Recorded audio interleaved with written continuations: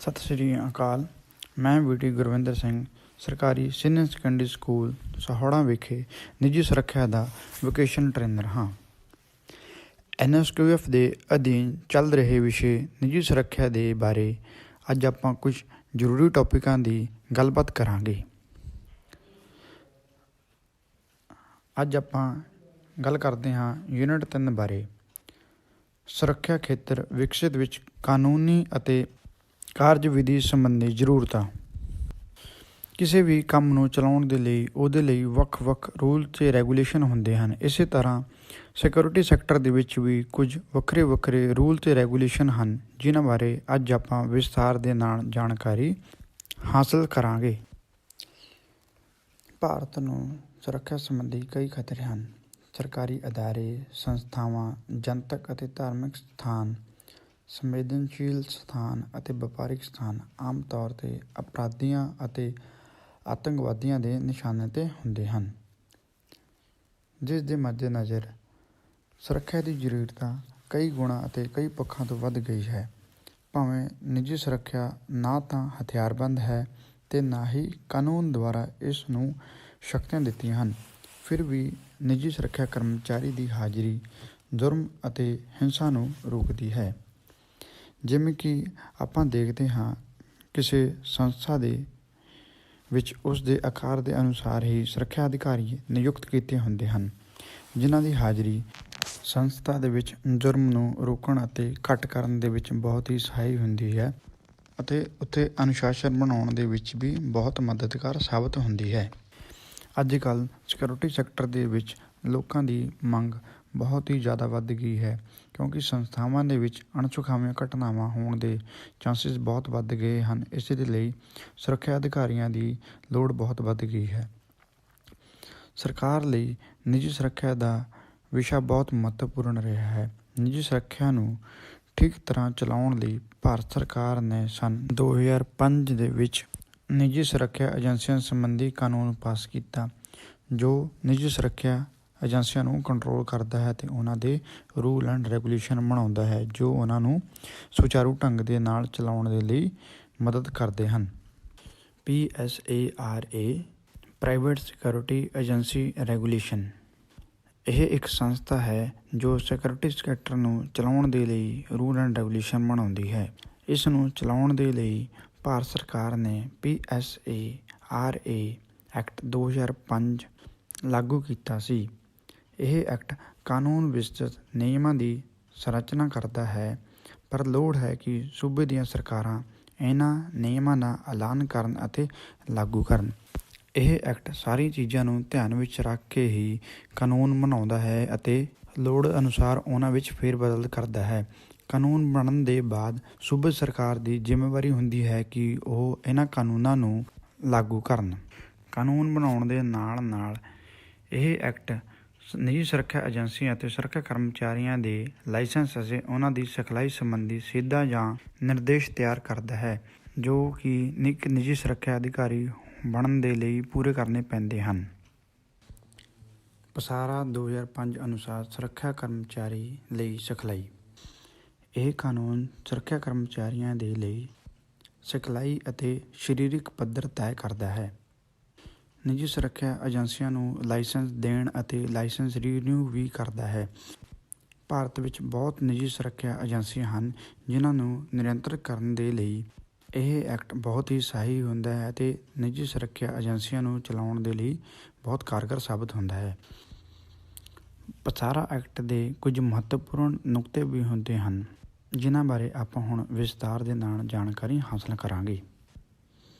ਇਹ ਕਾਨੂੰਨ ਦਾ ਸਭ ਤੋਂ ਪਹਿਲਾਂ ਕੰਮ ਹੁੰਦਾ ਹੈ ਨਿੱਜੀ ਸੁਰੱਖਿਆ ਏਜੰਸੀਆਂ ਨੂੰ ਲਾਇਸੈਂਸ ਦੇਣਾ। ਨਿੱਜੀ ਸੁਰੱਖਿਆ ਏਜੰਸੀਆਂ ਨੂੰ ਲਾਇਸੈਂਸ ਦਿੰਦੀ ਹੈ ਅਤੇ ਇਹ ਉਹਨਾਂ ਦੇ ਲਾਇਸੈਂਸਾਂ ਦਾ ਨਵੀਨੀਕਰਨ ਵੀ ਕਰਦਾ ਹੈ। ਇਹ ਲਾਇਸੈਂਸ ਦੀ ਵੈਧਤਾ 1 ਜਾਂ 2 ਸਾਲ ਦੀ ਹੁੰਦੀ ਹੈ। 1 ਸਾਲ ਬਾਅਦ ਇਹ ਲਾਇਸੈਂਸ ਰੀਨਿਊ ਕਰਵਾਉਣਾ ਪੈਂਦਾ ਹੈ, ਜੋ ਕਿ ਸਾਰੀ ਜਾਂਚ ਪੜਤਾਲ ਦੇ ਬਾਅਦ ਹੀ ਰੀਨਿਊ ਕੀਤਾ ਜਾਂਦਾ ਹੈ। ਇਹ ਲਾਇਸੈਂਸ ਰੀਨਿਊ ਕਰਵਾਉਣ ਦੇ ਲਈ ਸੰਸਥਾ ਨੂੰ ਸਾਰੀਆਂ ਗਾਈਡਲਾਈਨਜ਼ ਅਤੇ ਫਾਰਮੈਲਿਟੀਜ਼ ਪੂਰੀ ਕਰਨੀਆਂ ਹੁੰਦੀਆਂ ਹਨ। ਉਹਨਾਂ ਦੇ ਅਧੀਨ ਹੀ ਇਹ ਲਾਇਸੈਂਸ ਰੀਨਿਊ ਹੁੰਦਾ ਹੈ ਅਤੇ ਨਵਾਂ ਲਾਇਸੈਂਸ ਮਿਲਦਾ ਹੈ। ਇਹ ਐਕਟ ਨਿੱਜੀ ਸੁਰੱਖਿਆ ਅਧਿਕਾਰੀ ਦੀ ਸਿਖਲਾਈ, ਸਿੱਖਿਆ ਅਤੇ ਸਰੀਰਕ ਪੱਧਰ ਦਾ ਫਾਰਮੈਟ ਤਿਆਰ ਕਰਦਾ ਹੈ, ਜਿਸ ਦੇ ਅਨੁਸਾਰ ਨਿੱਜੀ ਸੁਰੱਖਿਆ ਅਧਿਕਾਰੀ ਨੂੰ ਸਿਖਲਾਈ ਦਿੱਤੀ ਜਾਂਦੀ ਹੈ ਅਤੇ ਉਸ ਦੀ ਸਿਖਲਾਈ ਦੇ ਘੰਟੇ ਤੈਅ ਕੀਤੇ ਜਾਂਦੇ ਹਨ ਵੀ ਕਿੰਨੇ ਘੰਟੇ ਉਸਨੇ ਲਿਖਤੀ ਪੜ੍ਹਾਈ ਪੜ੍ਹਨੀ ਹੈ ਅਤੇ ਕਿੰਨੇ ਘੰਟੇ ਪ੍ਰੈਕਟੀਕਲ ਕਰਨਾ ਹੈ। ਜਿਵੇਂ ਕਿ ਇੱਕ ਨਿੱਜੀ ਸੁਰੱਖਿਆ ਅਧਿਕਾਰੀ ਦੀ 160 ਘੰਟੇ ਦੀ ਟ੍ਰੇਨਿੰਗ ਹੁੰਦੀ ਹੈ, ਜਿਸ ਨੂੰ 100 ਅਤੇ 60 ਘੰਟੇ ਦੀ ਸ਼੍ਰੇਣੀ ਦੇ ਵਿੱਚ ਵੰਡਿਆ ਗਿਆ ਹੈ। 100 ਘੰਟੇ ਦੇ ਵਿੱਚ ਨਿੱਜੀ ਸੁਰੱਖਿਆ ਅਧਿਕਾਰੀ ਨੂੰ ਪੜ੍ਹਾਇਆ ਲਿਖਾਇਆ ਜਾਂਦਾ ਹੈ ਅਤੇ 60 ਘੰਟੇ ਦੀ ਫੀਲਡ ਟ੍ਰੇਨਿੰਗ ਵਾਸਤੇ ਦਿੱਤਾ ਜਾਂਦਾ ਹੈ। ਇਹ ਟ੍ਰੇਨਿੰਗ 20 ਦਿਨਾਂ ਤੱਕ ਦਿੱਤੀ ਜਾਂਦੀ ਹੈ, ਜਿਸ ਦੇ ਵਿੱਚ ਨਿੱਜੀ ਸੁਰੱਖਿਆ ਅਧਿਕਾਰੀ ਨੂੰ ਉਸ ਦੀ ਬਣਦੀ ਸਿਖਲਾਈ ਦਿੱਤੀ ਜਾਂਦੀ ਹੈ ਅਤੇ ਉਸ ਨੂੰ ਪੂਰਾ ਟ੍ਰੇਨ ਕੀਤਾ ਜਾਂਦਾ ਹੈ। ਹੁਣ ਆਪਾਂ ਗੱਲ ਕਰਦੇ ਹਾਂ ਦਸਤਾਵੇਜ਼ਾਂ ਬਾਰੇ। ਨਿੱਜੀ ਸੁਰੱਖਿਆ ਏਜੰਸੀਆਂ ਵੱਲੋਂ ਜ਼ਰੂਰੀ ਦਸਤਾਵੇਜ਼ ਤਿਆਰ ਕਰਨੇ। ਸਿਖਲਾਈ ਲੈ ਰਹੇ ਨਿੱਜੀ ਸੁਰੱਖਿਆ ਅਧਿਕਾਰੀ ਦੀ ਪੂਰੀ ਡਿਟੇਲ ਨਿੱਜੀ ਸੁਰੱਖਿਆ ਏਜੰਸੀ ਕੋਲ ਹੋਣੀ ਚਾਹੀਦੀ ਹੈ, ਜਿਵੇਂ ਕਿ ਉਸ ਦਾ ਨਾਮ, ਪਤਾ ਅਤੇ ਹੋਰ ਜ਼ਰੂਰੀ ਜਾਣਕਾਰੀ। ਪਸਾਰਾ ਐਕਟ ਨਿੱਜੀ ਸੁਰੱਖਿਆ ਏਜੰਸੀਆਂ ਨੂੰ ਸੁਚਾਰੂ ਢੰਗ ਦੇ ਨਾਲ ਚਲਾਉਣ ਦੇ ਲਈ ਬਹੁਤ ਹੀ ਫਿਕਰਮੰਦ ਹੁੰਦਾ ਹੈ ਅਤੇ ਇਹਨਾਂ ਦੀਆਂ ਗਤੀਵਿਧੀਆਂ ਨੂੰ ਸਮੇਂ ਸਿਰ ਜਾਂਚਦਾ ਰਹਿੰਦਾ ਹੈ। ਨਿੱਜੀ ਸੁਰੱਖਿਆ ਏਜੰਸੀਆਂ ਦੇ ਪ੍ਰਬੰਧ ਅਤੇ ਸੁਰੱਖਿਆ ਕਰਮਚਾਰੀਆਂ ਦੀ ਨਿੱਜੀ ਤੌਰ 'ਤੇ ਤਸਦੀਕ। ਇਹ ਐਕਟ ਆਪਣੀਆਂ ਏਜੰਸੀਆਂ ਨੂੰ ਸੁਚਾਰੂ ਢੰਗ ਦੇ ਨਾਲ ਚਲਾਉਣ ਦੇ ਲਈ ਉਹਨਾਂ ਦੀ ਸਮੇਂ ਸਿਰ ਜਾਂਚ ਪੜਤਾਲ ਕਰਦਾ ਰਹਿੰਦਾ ਹੈ ਅਤੇ ਉਹਨਾਂ ਦੇ ਪ੍ਰਬੰਧ ਅਤੇ ਉਹਨਾਂ ਦੀ ਮੈਨੇਜਮੈਂਟ ਨੂੰ ਸਮੇਂ ਸਿਰ ਚੈੱਕ ਕਰਦਾ ਰਹਿੰਦਾ ਹੈ ਅਤੇ ਕਰਮਚਾਰੀਆਂ ਦੀ ਖੁਦ ਚੱਲ ਕੇ ਤਸਦੀਕ ਕਰਦਾ ਹੈ। ਜਿਵੇਂ ਕਿ ਕੁਝ ਕਰਮਚਾਰੀਆਂ ਦਾ ਕ੍ਰਿਮੀਨਲ ਰਿਕਾਰਡ ਖਰਾਬ ਹੁੰਦਾ ਹੈ ਅਤੇ ਉਹਨਾਂ ਦੇ ਕਰੈਕਟਰ ਸਰਟੀਫਿਕੇਟ ਵੀ ਖਰਾਬ ਹੁੰਦੇ ਹਨ। ਇਸ ਦੇ ਲਈ ਇਹ ਕਾਨੂੰਨ ਨਿੱਜੀ ਤੌਰ 'ਤੇ ਸੁਰੱਖਿਆ ਕਰਮਚਾਰੀਆਂ ਦੀ ਤਸਦੀਕ ਕਰਦਾ ਹੈ ਕਿ ਉਹਨਾਂ ਦਾ ਕਰੈਕਟਰ ਅਤੇ ਉਹਨਾਂ ਦੀ ਇਮੇਜ ਸੁਸਾਇਟੀ ਦੇ ਵਿੱਚ ਕਿਵੇਂ ਦੀ ਹੈ। ਇਹ ਕਾਨੂੰਨ ਦਾ ਇੱਕ ਬਹੁਤ ਹੀ ਮਹੱਤਵਪੂਰਨ ਐਕਟ ਹੈ ਕਿ ਇਹ ਬਹੁਤ ਲੋਕਾਂ ਨੂੰ ਰੁਜ਼ਗਾਰ ਦੇ ਰਿਹਾ ਹੈ। ਇਸ ਕਾਨੂੰਨ ਇਹ ਵੀ ਤੈਅ ਕਰਦਾ ਹੈ ਕਿ ਇੱਕ ਰਾਜ ਦੇ ਵਿੱਚ ਕਿੰਨੇ ਸੁਪਰਵਾਈਜ਼ਰਾਂ ਅਤੇ ਕਿੰਨੇ ਨਿਰੀਖਕਾਂ ਦੀ ਲੋੜ ਹੈ। ਇਸ ਦੇ ਅਨੁਸਾਰ ਹੀ ਸੁਰੱਖਿਆ ਏਜੰਸੀਆਂ ਨਿਰੀਖਕਾਂ ਅਤੇ ਸੁਪਰਵਾਈਜ਼ਰਾਂ ਨੂੰ ਟ੍ਰੇਨਿੰਗ ਦਿੰਦੀ ਹੈ। ਇਹ ਸਨ ਐਕਟ ਦੇ ਕੁਝ ਮਹੱਤਵਪੂਰਨ ਨੁਕਤੇ, ਜਿਨ੍ਹਾਂ ਦੀ ਮਦਦ ਦੇ ਨਾਲ ਇਹ ਸੁਰੱਖਿਆ ਏਜੰਸੀਆਂ ਬਹੁਤ ਹੀ ਸੁਚਾਰੂ ਢੰਗ ਦੇ ਨਾਲ ਚਲਾਈਆਂ ਜਾਂਦੀਆਂ ਹਨ ਅਤੇ ਇਹ ਰਾਜ ਨੂੰ ਬਹੁਤ ਹੀ ਗਤੀਸ਼ੀਲ ਕਰਮਚਾਰੀ ਦਿੰਦੇ ਹਨ, ਜੋ ਰਾਜ ਵਿੱਚ ਅਮਨ ਸ਼ਾਂਤੀ ਬਣਾਈ ਰੱਖਣ ਲਈ ਬਹੁਤ ਹੀ ਕਾਰਗਰ ਸਿੱਧ ਹੁੰਦੇ ਹਨ। ਹੁਣ ਆਪਾਂ ਗੱਲ ਕਰਦੇ ਹਾਂ ਸੁਰੱਖਿਆ ਕਰਮਚਾਰੀ ਦੀ ਸਿਖਲਾਈ। ਐਕਟ ਦੇ ਅਨੁਸਾਰ ਨਵੀਂ ਸਿਖਲਾਈ ਲੈ ਰਹੇ ਵਿਅਕਤੀਆਂ ਨੂੰ 160 ਘੰਟੇ ਦੀ ਸਿਖਲਾਈ ਪ੍ਰਾਪਤ ਕਰਨ ਦੀ ਜ਼ਰੂਰਤ ਹੁੰਦੀ ਹੈ। ਇਸ ਨੂੰ ਅੱਗੇ 100 ਅਤੇ 60 ਘੰਟੇ ਦੀ ਸ਼੍ਰੇਣੀ ਵਿੱਚ ਵੰਡਿਆ ਗਿਆ ਹੈ, ਜਿਸ ਵਿੱਚ 100 ਘੰਟੇ ਪੜ੍ਹਨ ਲਿਖਣ ਦੇ ਵਿੱਚ ਦਿੱਤੇ ਜਾਂਦੇ ਹਨ ਅਤੇ 60 ਘੰਟੇ ਦੀ ਫੀਲਡ ਟ੍ਰੇਨਿੰਗ ਦਿੱਤੀ ਜਾਂਦੀ ਹੈ। ਇਹ ਸਿਖਲਾਈ 20 ਦਿਨਾਂ ਦੇ ਲਈ ਇੱਕ ਸੁਰੱਖਿਆ ਕਰਮਚਾਰੀ ਨੂੰ ਦਿੱਤੀ ਜਾਂਦੀ ਹੈ। ਜਿਸ ਸਿਖਲਾਈ ਦੌਰਾਨ ਸੁਰੱਖਿਆ ਕਰਮਚਾਰੀ ਨੂੰ ਪੂਰਾ ਟ੍ਰੇਨਡ ਕੀਤਾ ਜਾਂਦਾ ਹੈ, ਉਸ ਨੂੰ ਸਿਕਿਉਰਿਟੀ ਸੈਕਟਰ ਦੇ ਨਾਲ ਸੰਬੰਧਿਤ ਸਾਰੀ ਜਾਣਕਾਰੀ ਦਿੱਤੀ ਜਾਂਦੀ ਹੈ, ਜਿਵੇਂ ਕਿ ਕਿਵੇਂ ਭੀੜ ਨੂੰ ਕੰਟਰੋਲ ਕਰਨਾ ਹੈ, ਕਿਵੇਂ ਸੰਸਥਾ ਵਿੱਚ ਅਮਨ ਸ਼ਾਂਤੀ ਬਣਾਈ ਰੱਖਣੀ ਹੁੰਦੀ ਹੈ ਅਤੇ ਕਿਸ ਤਰ੍ਹਾਂ ਕਿਸੇ ਮੁਸੀਬਤ ਨੂੰ ਠੱਲ ਪਾਉਣੀ ਹੈ। ਇਹ ਸਾਰੀਆਂ ਜਾਣਕਾਰੀਆਂ ਉਸ ਨੂੰ ਦਿੱਤੀਆਂ ਜਾਂਦੀਆਂ ਹਨ ਤਾਂ ਜੋ ਉਹ ਸੰਸਥਾ ਦੇ ਵਿੱਚ ਆਪਣੀ ਜ਼ਿੰਮੇਵਾਰੀ ਸਹੀ ਢੰਗ ਦੇ ਨਾਲ ਨਿਭਾ ਸਕੇ। ਇਸ ਸਿਖਲਾਈ ਦੌਰਾਨ ਸੁਰੱਖਿਆ ਗਾਰਡ ਅਤੇ ਸੁਰੱਖਿਆ ਸੁਪਰਵਾਈਜ਼ਰ ਨੂੰ ਅਲੱਗ-ਅਲੱਗ ਵਿਸ਼ੇ ਸਿਖਾਏ ਜਾਂਦੇ ਹਨ, ਜਿਨ੍ਹਾਂ ਬਾਰੇ ਆਪਾਂ ਹੁਣ ਵਿਸਥਾਰ ਦੇ ਨਾਲ ਗੱਲ ਕਰਾਂਗੇ। ਸਭ ਤੋਂ ਪਹਿਲਾਂ ਆਪਾਂ ਗੱਲ ਕਰਦੇ ਹਾਂ ਸਰੀਰਕ ਤੰਦਰੁਸਤੀ ਦੀ ਸਿਖਲਾਈ। ਜਿਵੇਂ ਕਿ ਆਪਾਂ ਸਾਰੇ ਜਾਣਦੇ ਹਾਂ, ਕੋਈ ਵੀ ਕੰਮ ਕਰਨ ਤੋਂ ਪਹਿਲਾਂ ਆਪਣਾ ਸਰੀਰ ਤੰਦਰੁਸਤ ਹੋਣਾ ਚਾਹੀਦਾ ਹੈ। ਇਸੇ ਲਈ ਸੁਰੱਖਿਆ ਸੁਪਰਵਾਈਜ਼ਰ ਅਤੇ ਸੁਰੱਖਿਆ ਅਧਿਕਾਰੀ ਬਹੁਤ ਹੀ ਜ਼ਿਆਦਾ ਤੰਦਰੁਸਤ ਹੋਣੇ ਚਾਹੀਦੇ ਹਨ ਤਾਂ ਜੋ ਉਹ ਕਿਸੇ ਵੀ ਘਟਨਾ ਦੌਰਾਨ ਇੱਕੋ ਦਮ ਡਿਸੀਜ਼ਨ ਲੈ ਸਕਣ ਅਤੇ ਦੁਰਘਟਨਾ ਦੌਰਾਨ ਬਹੁਤ ਹੀ ਫੁਰਤੀ ਦੇ ਨਾਲ ਕੰਮ ਕਰ ਸਕਣ। ਇਹ ਤਾਂ ਹੀ ਪੋਸੀਬਲ ਹੈ ਜੇ ਸੁਰੱਖਿਆ ਅਧਿਕਾਰੀ ਅਤੇ ਸੁਰੱਖਿਆ ਸੁਪਰਵਾਈਜ਼ਰ ਦੀ ਤੰਦਰੁਸਤੀ ਚੰਗੀ ਹੋਵੇਗੀ। ਉਹਨਾਂ ਨੂੰ ਸਰੀਰਕ ਤੰਦਰੁਸਤੀ ਦੇ ਫਾਇਦੇ ਦੱਸੇ ਜਾਂਦੇ ਹਨ ਅਤੇ ਉਹਨਾਂ ਨੂੰ ਸਰੀਰਕ ਤੰਦਰੁਸਤੀ ਬਣਾਈ ਰੱਖਣ ਦੇ ਲਈ ਵੀ ਪੈਂਤੜੇ ਦੱਸੇ ਜਾਂਦੇ ਹਨ ਤਾਂ ਜੋ ਉਹ ਆਪਣੇ ਸਰੀਰ ਨੂੰ ਤੰਦਰੁਸਤ ਰੱਖ ਸਕਣ। ਹੁਣ ਆਪਾਂ ਗੱਲ ਕਰਦੇ ਹਾਂ ਨਿੱਜੀ ਸੁਰੱਖਿਆ। ਕਿਸੇ ਵੀ ਮੁਸੀਬਤ ਵਿੱਚ ਫਸਣ ਤੋਂ ਪਹਿਲਾਂ ਆਪਣੀ ਰੱਖਿਆ ਕਰਨੀ ਬਹੁਤ ਹੀ ਜ਼ਰੂਰੀ ਹੁੰਦੀ ਹੈ। ਇਸ ਦੇ ਲਈ ਨਿੱਜੀ ਸੁਰੱਖਿਆ ਅਧਿਕਾਰੀ ਨੂੰ ਆਪਣੀ ਸੁਰੱਖਿਆ ਕਰਨ ਦੇ ਪੈਂਤੜੇ ਦੱਸੇ ਜਾਂਦੇ ਹਨ, ਜਿਸ ਵਿੱਚ ਉਸ ਨੂੰ ਨਿੱਜੀ ਸੁਰੱਖਿਆ ਦੀ ਜ਼ਰੂਰੀ ਸਿਖਲਾਈ ਦਿੱਤੀ ਜਾਂਦੀ ਹੈ। ਅੱਗ ਨੂੰ ਬੁਝਾਉਣਾ, ਜਿਵੇਂ ਕਿ ਕਿਸੇ ਵੀ ਸੰਸਥਾ ਵਿੱਚ ਅੱਗ ਲੱਗ ਜਾਣਾ ਇੱਕ ਮਾਮੂਲੀ ਗੱਲ ਹੁੰਦੀ ਹੈ। ਇਸ ਦੇ ਲਈ ਨਿੱਜੀ ਸੁਰੱਖਿਆ ਅਧਿਕਾਰੀ ਨੂੰ ਅੱਗ ਨੂੰ ਬੁਝਾਉਣ ਦੇ ਨਾਲ ਨਾਲ ਅੱਗ ਬਾਰੇ ਵੀ ਪੂਰੀ ਜਾਣਕਾਰੀ ਹੋਣੀ ਚਾਹੀਦੀ ਹੈ। ਜਿਵੇਂ ਕਿ ਅੱਗ ਕਈ ਪ੍ਰਕਾਰ ਦੀ ਹੁੰਦੀ ਹੈ, ਉਸ ਨੂੰ ਸਹੀ ਤਰੀਕੇ ਦੇ ਨਾਲ ਠੱਲ ਪਾਉਣ ਦੇ ਲਈ ਉਸ ਨੂੰ ਅੱਗ ਦੀਆਂ ਕਿਸਮਾਂ ਬਾਰੇ ਵੀ ਜਾਣਕਾਰੀ ਹੋਣੀ ਚਾਹੀਦੀ ਹੈ। ਇਸ ਦੇ ਨਾਲ ਉਹ ਆਪਣੇ ਕੰਮ ਨੂੰ ਬਹੁਤ ਹੀ ਫੁਰਤੀ ਦੇ ਨਾਲ ਅਤੇ ਬਹੁਤ ਹੀ ਸੌਖੇ ਤਰੀਕੇ ਦੇ ਨਾਲ ਕਰ ਸਕਦਾ ਹੈ।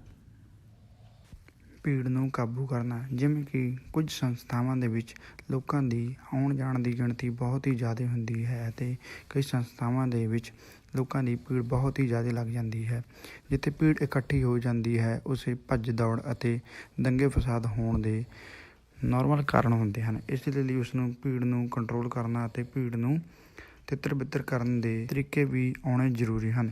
ਇਸ ਦੇ ਨਾਲ ਉਹ ਭੀੜ ਨੂੰ ਬਹੁਤ ਹੀ ਸੌਖੇ ਤਰੀਕੇ ਦੇ ਨਾਲ ਖੰਡਾ ਸਕਦਾ ਹੈ ਅਤੇ ਵੰਡ ਸਕਦਾ ਹੈ ਅਤੇ ਉਸ ਦੇ ਨਾਲ ਸੌਖੇ ਤਰੀਕੇ ਦੇ ਨਾਲ ਗੱਲਬਾਤ ਵੀ ਕਰ ਸਕਦਾ ਹੈ। ਜਿਵੇਂ ਕਿ ਭੀੜ ਨੂੰ ਕੰਟਰੋਲ ਕਰਨ ਦੇ ਲਈ ਉਸ ਦੇ ਨੇਤਾ ਦੀ ਵਰਤੋਂ ਕੀਤੀ ਜਾਵੇ, ਕਿਉਂਕਿ ਭੀੜ ਨੂੰ ਕੰਟਰੋਲ ਕਰਨ ਵਾਲਾ ਉਸ ਦਾ ਨੇਤਾ ਹੁੰਦਾ ਹੈ।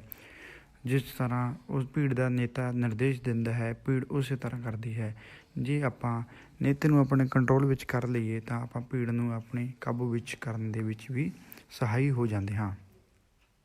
ਹੁਣ ਆਪਾਂ ਗੱਲ ਕਰਦੇ ਹਾਂ ਪਹਿਚਾਣ ਪੱਤਰ ਦੀ ਜਾਣ ਪਹਿਚਾਣ।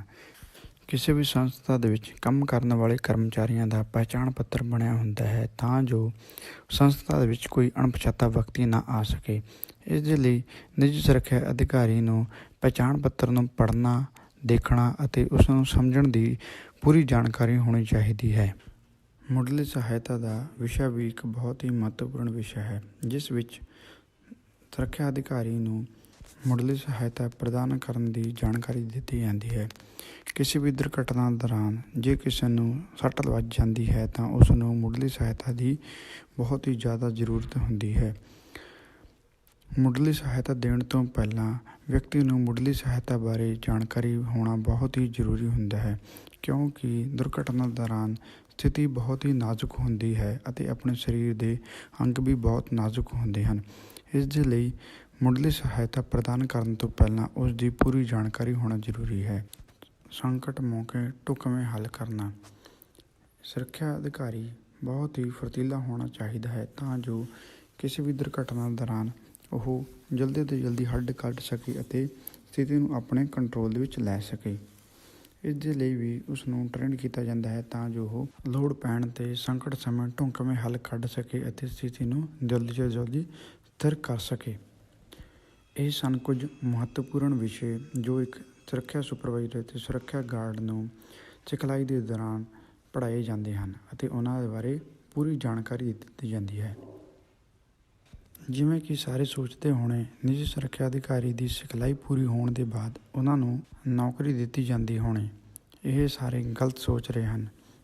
ਪਸਾਰਾ ਐਕਟ 2005 ਦੇ ਅਨੁਸਾਰ ਕਿਸੇ ਵੀ ਨਿੱਜੀ ਸੁਰੱਖਿਆ ਅਧਿਕਾਰੀ ਨੂੰ ਨੌਕਰੀ ਲੈਣ ਤੋਂ ਪਹਿਲਾਂ ਜਾਂ ਸੁਪਰਵਾਈਜ਼ਰ ਲੱਗਣ ਤੋਂ ਪਹਿਲਾਂ ਏਜੰਸੀ ਦੁਆਰਾ ਚਾਲ ਚੱਲਣ ਦਾ ਸਰਟੀਫਿਕੇਟ ਵੀ ਪ੍ਰਾਪਤ ਕਰਨਾ ਪੈਂਦਾ ਹੈ, ਜਿਹਨੂੰ ਆਪਾਂ ਕਰੈਕਟਰ ਸਰਟੀਫਿਕੇਟ ਵੀ ਕਹਿ ਦਿੰਦੇ ਹਾਂ। ਸਿਖਲਾਈ ਪੂਰੀ ਹੋਣ ਦੇ ਬਾਅਦ ਸੁਰੱਖਿਆ ਏਜੰਸੀਆਂ ਸੁਰੱਖਿਆ ਕਰਮਚਾਰੀ ਦੇ ਕਰੈਕਟਰ ਬਾਰੇ ਪਤਾ ਕਰਦੀ ਹੈ ਅਤੇ ਸਾਰੀ ਤਸਦੀਕ ਕਰਦੀ ਹੈ। ਇਹ ਸਾਰੀ ਤਸਦੀਕ ਪੂਰੀ ਕਰਨ ਦੇ ਬਾਅਦ ਸੁਰੱਖਿਆ ਕਰਮਚਾਰੀ ਨੂੰ ਇੱਕ ਕਰੈਕਟਰ ਸਰਟੀਫਿਕੇਟ ਦਿੰਦੀ ਹੈ, ਜੋ ਕਿ ਉਸ ਨੂੰ ਨੌਕਰੀ ਲੈਣ ਦੇ ਲਈ ਬਹੁਤ ਹੀ ਸਹਾਈ ਹੁੰਦਾ ਹੈ। ਹੁਣ ਆਪਾਂ ਗੱਲ ਕਰਦੇ ਹਾਂ ਨਿੱਜੀ ਸੁਰੱਖਿਆ ਕਰਮਚਾਰੀ ਦੀਆਂ ਸੇਵਾ ਸ਼ਰਤਾਂ। PSARA 2005 ਦੇ ਅਨੁਲਾਗ ਜਾਂ ਦਸਤਾਵੇਜ਼ਾਂ ਦੇ ਅਨੁਸਾਰ ਲਾਇਸੈਂਸ ਪ੍ਰਾਪਤ ਕਰਨ ਵਾਲੇ ਨੂੰ ਜਾਂ ਨਿੱਜੀ ਸੁਰੱਖਿਆ ਏਜੰਸੀ ਚਲਾਉਣ ਦੇ ਲਈ ਇਹਨਾਂ ਕਾਨੂੰਨਾਂ ਦੀ ਪਾਲਣਾ ਕਰਨੀ ਬਹੁਤ ਹੀ ਜ਼ਿਆਦਾ ਜ਼ਰੂਰੀ ਹੁੰਦੀ ਹੈ। ਸੰਸਥਾ ਦੇ ਵਿੱਚ ਕੰਮ ਕਰਨ ਵਾਲੇ ਕਿਸੇ ਵੀ ਕਰਮਚਾਰੀ ਨੂੰ ਕਿਸੇ ਵੀ ਤਰ੍ਹਾਂ ਦੀ ਪਰੇਸ਼ਾਨੀ ਦਾ ਸਾਹਮਣਾ ਨਾ ਕਰਨਾ ਪਵੇ, ਇਸ ਦੇ ਲਈ ਪਸਾਰਾ ਐਕਟ 2005 ਨੇ ਕੁਝ ਕਾਨੂੰਨ ਬਣਾਏ ਹਨ, ਜਿਨ੍ਹਾਂ ਨੂੰ ਧਿਆਨ ਵਿੱਚ ਰੱਖ ਕੇ ਇਹ ਸੰਸਥਾਵਾਂ ਨੇ ਚੱਲਣਾ ਹੁੰਦਾ ਹੈ ਤਾਂ ਜੋ ਉਹਨਾਂ ਦਾ ਲਾਇਸੈਂਸ ਕੈਂਸਲ ਨਾ ਹੋ ਸਕੇ। ਜਿਵੇਂ ਕਿ ਕਰਮਚਾਰੀਆਂ ਨੂੰ ਸਮੇਂ ਸਿਰ ਤਨਖਾਹ ਦੇਣੀ, ਉਹਨਾਂ ਨੂੰ ਘੱਟੋ ਘੱਟ ਤਨਖਾਹ ਦੇਣੀ ਅਤੇ ਉਦਯੋਗਿਕ ਮਾਮਲਿਆਂ ਨੂੰ ਆਪਣੇ ਆਪ 'ਤੇ ਨਿਪਟਾਰਾ ਕਰਨਾ ਜਾਂ ਉੱਥੋਂ ਦੀਆਂ ਔਰਤਾਂ ਨੂੰ ਉਹਨਾਂ ਦਾ ਬਣਦਾ ਹੱਕ ਦੇਣਾ। ਇਸ ਤਰ੍ਹਾਂ ਦੇ ਕੁਝ ਕਾਨੂੰਨ ਬਣਾਏ ਹੋਏ ਹਨ ਜਿਨ੍ਹਾਂ ਦੀ ਪਾਲਣਾ ਕਰਨੀ ਹਰੇਕ ਸੰਸਥਾ ਦਾ ਨਿਯਮ ਹੁੰਦਾ ਹੈ। ਅਗਰ ਉਹ ਇਸ ਨਿਯਮ ਦੀ ਉਲੰਘਣਾ ਕਰਦਾ ਹੈ ਤਾਂ ਉਸ ਦੇ ਲਾਇਸੈਂਸ ਕੈਂਸਲ ਹੋਣ ਦੀ ਵੀ ਆਸ਼ੰਕਾ ਹੁੰਦੀ ਹੈ। ਸਭ ਤੋਂ ਪਹਿਲਾਂ ਆਪਾਂ ਗੱਲ ਕਰਦੇ ਹਾਂ ਤਨਖਾਹਾਂ ਦੀ ਅਦਾਇਗੀ ਸੰਬੰਧੀ ਕਾਨੂੰਨ 1936 ਕਾਰਖਾਨੇ ਵਿੱਚ ਕੰਮ ਕਰਨ ਵਾਲੇ ਵਰਗਾਂ 'ਤੇ ਲਾਗੂ ਹੁੰਦਾ ਹੈ। ਇਹ ਕਾਨੂੰਨ ਦਾ ਦਾਇਰਾ ਉਹਨਾਂ ਵਿਅਕਤੀਆਂ ਤੱਕ ਸੀਮਿਤ ਹੈ ਜੋ ਹਰੇਕ ਮਹੀਨੇ ਕੰਮ ਕਰਨ ਦੇ ਬਦਲੇ ਤਨਖਾਹ ਪ੍ਰਾਪਤ ਕਰਦੇ ਹਨ ਅਤੇ ਰਜਿਸਟਰਡ ਕਾਰਖਾਨਿਆਂ ਵਿੱਚ ਕੰਮ ਕਰਦੇ ਹਨ। ਇਹ ਕਾਨੂੰਨ ਕਰਮਚਾਰੀਆਂ ਨੂੰ ਉਹਨਾਂ ਦੀ ਤਨਖਾਹ ਦੇ ਨਾਲ ਕਿਸੇ ਵੀ ਮਸਲੇ ਨਾਲ ਨਜਿੱਠਣ ਦੇ ਲਈ ਮਦਦ ਕਰਦਾ ਹੈ। ਹੁਣ ਆਪਾਂ ਗੱਲ ਕਰਾਂਗੇ ਕਾਨੂੰਨ ਦੇ ਮੁੱਖ ਮੱਦਾਂ। ਜਿਵੇਂ ਕਿ ਇਹ ਕਾਨੂੰਨ ਅਦਾਇਗੀ ਨੂੰ ਸਮੇਂ ਸਿਰ ਕਰਵਾਉਣ ਦੇ ਲਈ ਪ੍ਰਬੰਧ ਕਰਦਾ ਹੈ ਅਤੇ ਉਹ ਸੰਸਥਾ ਨੂੰ ਪਾਬੰਦ ਕਰਦਾ ਹੈ ਕਿ ਉਹ ਕਰਮਚਾਰੀਆਂ ਨੂੰ ਉਹਨਾਂ ਦੀ ਬਣਦੀ ਤਨਖਾਹ ਸਮੇਂ ਸਿਰ ਦੇਵੇ। ਜਿਵੇਂ ਕਿ ਕੁਝ ਸੰਸਥਾ ਦੇ ਵਿੱਚ ਰੂਲ ਹੁੰਦਾ ਹੈ ਕਿ ਉਹ ਕਰਮਚਾਰੀ ਦੀ ਤਨਖਾਹ 1 ਤਰੀਕ ਨੂੰ ਦੇਵੇ ਜਾਂ ਉਹ ਕਰਮਚਾਰੀ ਨੂੰ ਤਨਖਾਹ ਪਹਿਲੇ 10 ਦਿਨਾਂ ਦੇ ਵਿੱਚ ਉਸ ਨੂੰ ਪੁੱਜਦੀ ਕਰ ਦੇਵੇ। ਕੰਮ ਦੇ ਸਮੇਂ ਦੌਰਾਨ ਵਰਤਮਾਨ ਕਰੰਸੀ ਵਿੱਚ ਤਨਖਾਹ ਨਕਦ ਦੇ ਦਿੱਤੀ ਜਾਵੇ। ਇਸ ਦੇ ਵਿੱਚ ਇਹ ਵੀ ਤੈਅ ਕੀਤਾ ਜਾਂਦਾ ਹੈ ਕਿ ਕਰਮਚਾਰੀ ਨੂੰ ਤਨਖਾਹ ਕਿਸ ਕਰੰਸੀ ਵਿੱਚ ਦੇਣੀ ਹੈ, ਤਾਂ ਇਹ ਵੀ ਤੈਅ ਹੁੰਦਾ ਹੈ ਕਿ ਕਰਮਚਾਰੀ ਨੂੰ ਤਨਖਾਹ ਵਰਤਮਾਨ ਕਰੰਸੀ ਦੇ ਵਿੱਚ ਹੀ ਦਿੱਤੀ ਜਾਵੇ, ਨਾ ਕਿ ਕਿਸੇ ਹੋਰ ਕਰੰਸੀ ਦੇ ਵਿੱਚ। ਸਿਰਫ ਮਨਜ਼ੂਰਸ਼ੁਦਾ ਕਟੌਤੀਆਂ ਹੀ ਤਨਖਾਹ ਦੇ ਵਿੱਚੋਂ ਕੀਤੀਆਂ ਜਾ ਸਕਦੀਆਂ ਹਨ। ਜਿਵੇਂ ਕਿ ਕਰਮਚਾਰੀਆਂ ਦੇ ਤਨਖਾਹ ਦੇ ਵਿੱਚੋਂ ਬਹੁਤ ਹੀ ਕਿਸਮ ਦੀਆਂ ਕਟੌਤੀਆਂ ਕੀਤੀਆਂ ਜਾਂਦੀਆਂ ਹਨ। PF GF ਤਾਂ ਉਹ ਕਟੌਤੀਆਂ ਦੀ ਜਾਣਕਾਰੀ ਕਰਮਚਾਰੀਆਂ ਨੂੰ ਹੋਣੀ ਚਾਹੀਦੀ ਹੈ ਅਤੇ ਸਿਰਫ ਮਨਜ਼ੂਰਸ਼ੁਦਾ ਕਟੌਤੀਆਂ ਹੀ ਹੋਣੀਆਂ ਚਾਹੀਦੀਆਂ ਹਨ ਤਾਂ ਜੋ ਕਰਮਚਾਰੀ ਨੂੰ ਉਸ ਦੀ ਬਣਦੀ ਤਨਖਾਹ ਮਿਲ ਸਕੇ। ਤਨਖਾਹਾਂ ਦਾ ਵੇਰਵਾ ਵੀ ਕਰਮਚਾਰੀਆਂ ਕੋਲ ਹੋਣਾ ਚਾਹੀਦਾ ਹੈ। ਮਜ਼ਦੂਰਾਂ ਨੂੰ ਉਹਨਾਂ ਦੀਆਂ ਤਨਖਾਹ ਦੀਆਂ ਸਲਿੱਪਾਂ ਵੀ ਦਿੱਤੀਆਂ ਜਾਣੀਆਂ ਚਾਹੀਦੀਆਂ ਹਨ ਤਾਂ ਜੋ ਉਹ ਬੈਂਕ ਤੋਂ ਲੋਨ ਲੈਣ ਸਮੇਂ ਉਹ ਸਲਿੱਪਾਂ ਦੀ ਵਰਤੋਂ ਕਰ ਸਕੇ। ਇਹ ਕਾਨੂੰਨ ਤਨਖਾਹਾਂ ਦੇ ਸੰਬੰਧ ਵਿੱਚ ਸਾਰੀਆਂ ਕਠਿਨਾਈਆਂ ਨੂੰ ਹੱਲ ਕਰਨ ਦੇ ਲਈ ਕਰਮਚਾਰੀਆਂ ਦੀ ਮਦਦ ਕਰਦਾ ਹੈ ਅਤੇ ਉਹਨਾਂ ਨੂੰ ਤਨਖਾਹ ਸਮੇਂ ਸਿਰ ਅਤੇ ਪੂਰੀ ਤਨਖਾਹ ਦਿਵਾਉਣ ਦੇ ਲਈ ਮਦਦ ਕਰਦਾ ਹੈ। ਤਨਖਾਹਾਂ ਦੀ ਕਠਿਨਾਈਆਂ ਤੋਂ ਬਿਨਾਂ ਕਰਮਚਾਰੀਆਂ ਨੂੰ ਸੰਸਥਾ ਦੇ ਵਿੱਚ ਬਹੁਤ ਹੀ ਲੜਾਈ ਝਗੜੇ ਅਤੇ ਮਤਭੇਦਾਂ ਦਾ ਵੀ ਸਾਹਮਣਾ ਕਰਨਾ ਪੈਂਦਾ ਹੈ। ਉਹਨਾਂ ਨੂੰ ਹੱਲ ਕਰਨ ਦੇ ਲਈ ਉਦਯੋਗਿਕ ਵਿਵਾਦ ਐਕਟ 1936 ਲਿਆਂਦਾ ਗਿਆ ਸੀ। ਭਾਰਤ ਵਿੱਚ ਉਦਯੋਗਿਕ ਵਿਵਾਦ ਐਕਟ ਇੱਕ ਪ੍ਰਮੁੱਖ ਕਾਨੂੰਨ ਹੈ ਜੋ ਉਦਯੋਗਿਕ ਵਿਵਾਦਾਂ ਦੀ ਤਫਤੀਸ਼ ਅਤੇ ਉਹਨਾਂ ਨੂੰ ਹੱਲ ਕਰਨ ਲਈ ਬਣਾਇਆ ਗਿਆ ਹੈ। ਇਹ ਕਾਨੂੰਨ ਵਿੱਚ ਸੰਨ 2010 ਵਿੱਚ ਸੋਧ ਕੀਤੀ ਗਈ ਸੀ। ਇਹ ਸੋਧ 15 ਸਤੰਬਰ 2010 ਤੋਂ ਲਾਗੂ ਕੀਤੀ ਗਈ। ਕਾਰਖਾਨੇ ਵਿੱਚ ਕੰਮ ਕਰਦੇ ਕਰਮਚਾਰੀਆਂ ਨੂੰ ਅਨੇਕਾਂ ਤਰ੍ਹਾਂ ਦੀਆਂ ਹੀ ਪਰੇਸ਼ਾਨੀਆਂ ਆਉਂਦੀਆਂ ਹਨ। ਜਿਵੇਂ ਕਿ ਉਹਨਾਂ ਨੂੰ ਮਾਲਕ ਤੋਂ ਪਰੇਸ਼ਾਨੀ ਆ ਸਕਦੀ ਹੈ ਜਾਂ ਉਸਦੇ ਨਾਲ ਮਤਭੇਦ ਹੋ ਸਕਦੇ ਹਨ ਜਾਂ ਉਹ ਕੰਮ ਕਰਨ ਤੋਂ ਹਟਾਏ ਜਾ ਸਕਦੇ ਹਨ। ਅਜਿਹੇ ਉਦਯੋਗਿਕ ਵਿਵਾਦਾਂ ਨੂੰ ਹੱਲ ਕਰਨ ਦੇ ਲਈ ਇਹ ਕਾਨੂੰਨ ਬਹੁਤ ਹੀ ਕਾਰਗਰ ਸਿੱਧ ਹੁੰਦਾ ਹੈ ਅਤੇ ਇਹ ਸਾਰੀਆਂ ਕਠਿਨਾਈਆਂ ਨੂੰ ਹੱਲ ਕਰਦਾ ਹੈ। ਇਹ ਕਾਨੂੰਨ ਵਿਵਾਦਾਂ ਦੀ ਚੰਗੀ ਤਰ੍ਹਾਂ ਤਫਤੀਸ਼ ਕਰਦਾ ਹੈ ਅਤੇ ਉਹਨਾਂ ਦਾ ਢੁਕਵਾਂ ਹੱਲ ਕੱਢਦਾ ਹੈ। ਹੁਣ ਆਪਾਂ ਡਿਸਕਸ ਕਰਦੇ ਹਾਂ ਘੱਟ ਤੋਂ ਘੱਟ ਉਜਰਤਾਂ ਸੰਬੰਧੀ ਕਾਨੂੰਨ 1948 ਮਿਨੀਮਮ ਵੇਜਿਸ ਐਕਟ 1948।